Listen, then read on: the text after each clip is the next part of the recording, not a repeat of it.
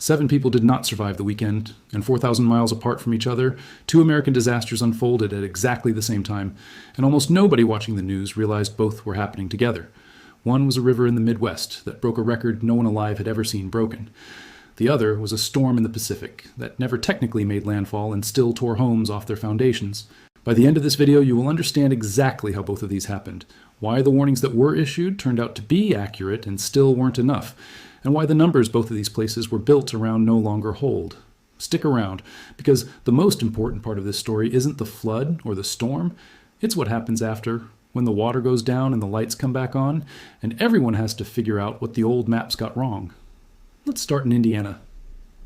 In the middle of August 2026, a line of storms parked itself over the state and refused to move. Over 4 days, some areas took in more than 11 inches of rain, with the single highest reading coming in just over 11.5 inches. On its own, that number is bad, but the number that actually mattered was the one underneath it, the ground. Indiana's soil had already absorbed round after round of heavy rain in the days before, so by the time the system arrived, there was nowhere left for the water to go. When soil is saturated, almost none of a new rainfall event soaks in. Nearly all of it runs straight into the nearest river. So those 11 plus inches didn't behave like rain falling on a landscape. They behaved like water being poured directly into a channel that was already full. The White River took the brunt of it, and footage from Indianapolis neighborhoods showed streets turned into waterways, cars submerged to their rooftops, and residents paddling past their own front doors in kayaks. Then the river did something no one currently alive had ever seen it do. At the Anderson gauge, the White River crested above 24.5 feet, breaking a record that had stood since 1913, over a century, by more than a foot. And here's the detail that should genuinely stop you. The 1913 flood, the one that had held the record for over 100 years, was a spring event fed by melting snow on top of frozen ground, plus heavy rain. It had every possible hydrological advantage working in its favor, and it still killed well over 100 people and left 250,000 homeless, becoming one of the deadliest floods in American history. The 2026 flood beat that number with rain alone. No snowmelt, no frozen ground, in the season when a river is supposed to have the most room to absorb a shock. That's not a fluke. That's a sign the old benchmark doesn't describe reality anymore. Meteorologically, what happened is called training. A stalled frontal boundary sat over the region while a plume of moisture fed in from the Gulf, and storm cell after storm cell rolled down the exact same track, like train cars running on the same rail, each one dumping its full load on ground the last one had just soaked. No single storm needed to be extreme. The geometry did all the damage because the boundary simply wasn't moving. As of this recording, at least 7 people have died across Indiana in this flooding, and that number has moved upward more than once as recovery work continues, so treat it as current, not final. Among the dead was an incoming college freshman who entered a rising river with friends before the worst of the flooding arrived, and a young child who died when a tree came down on a home during high winds. Emergency crews in Indianapolis alone pulled dozens of people and dozens of pets out of floodwater in a single afternoon. A senior mobile home community had to be fully evacuated. The National Guard worked alongside local first responders on high water rescues. One county official summed up what counted as good news that week with a simple sentence: "It's a good morning because it isn't raining and the water is going down." That was the bar. Indiana's governor declared a state disaster emergency, and a federal emergency declaration followed, which unlocks a relatively small, fast pool of money meant for immediate response, not rebuilding.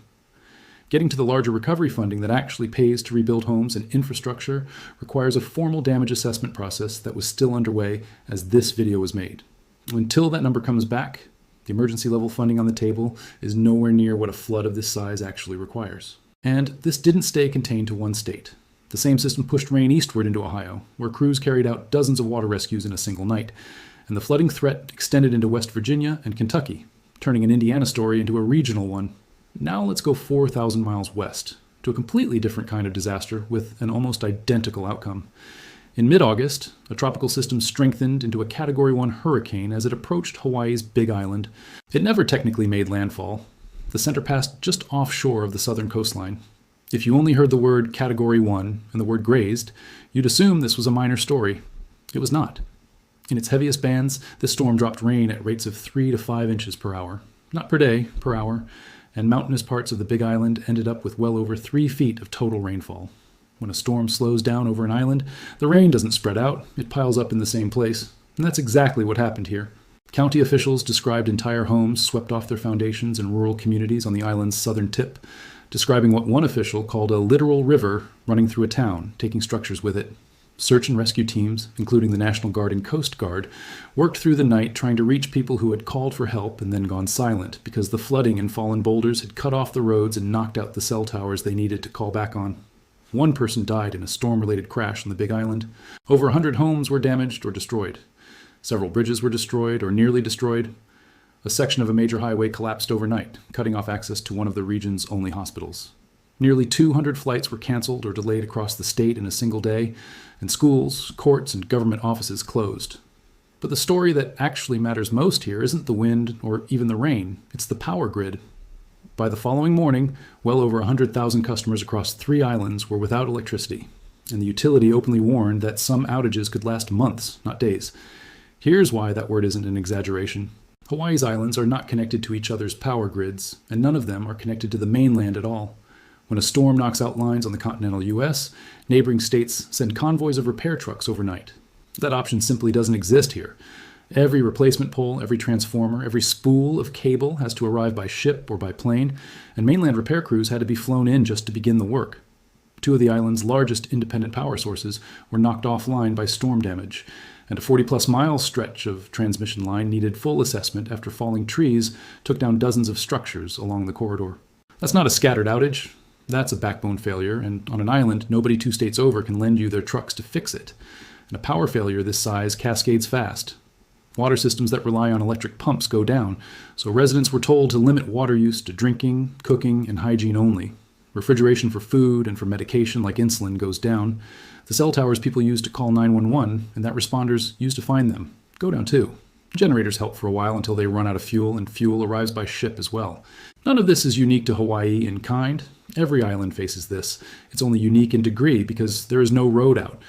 Officials estimated hundreds of millions of dollars in damage statewide, and that number was still climbing as helicopter and drone damage assessments continued. It's worth saying clearly, these 2 disasters have nothing to do with each other meteorologically. One was a stalled frontal system over the Midwest. The other was a tropical cyclone in the Central Pacific. No shared storm, no shared front. But they broke through the same kind of ceiling in almost exactly the same way. And that's the part worth sitting with. Both of these were fully, accurately forecast in advance. The National Weather Service upgraded the White River outlook to major flood severity days before the crest arrived. The National Hurricane Center used the words life-threatening before the storm even reached Hawaii's coastline. The forecasts were right. People still died. Homes were still destroyed. 100,000 people are still sitting in the dark. That gap between an accurate warning and a safe outcome isn't a forecasting failure.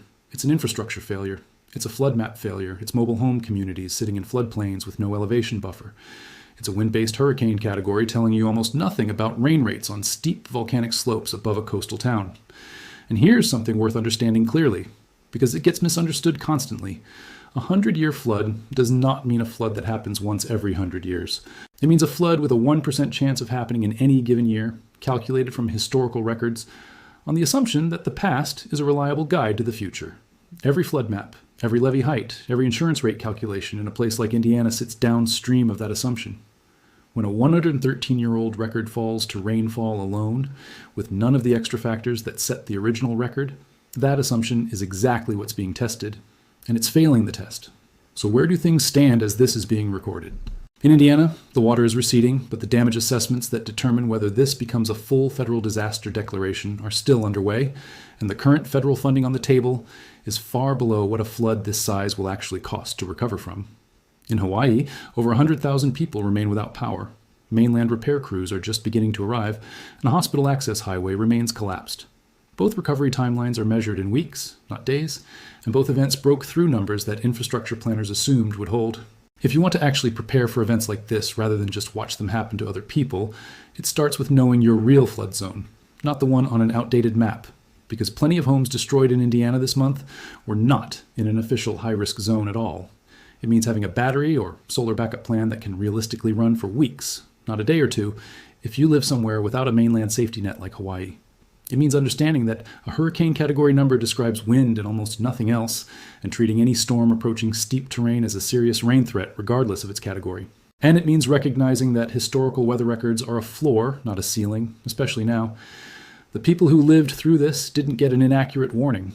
They got an accurate one, and the infrastructure around them still wasn't built for what actually arrived. That's the uncomfortable truth sitting underneath both of these stories, and it's the one that won't show up in a headline. The water will keep receding in Indiana. The lights will slowly come back on in Hawaii. But the reckoning, the damage assessments, the insurance disputes, the fights over which flood maps get redrawn and which building codes get rewritten, that part is only just beginning, and it will take years, not weeks, to play out. If this kind of breakdown of the actual physics and infrastructure behind disasters like these is useful to you, subscribe. Because we track exactly this kind of story as it develops. There is more of this one still to come.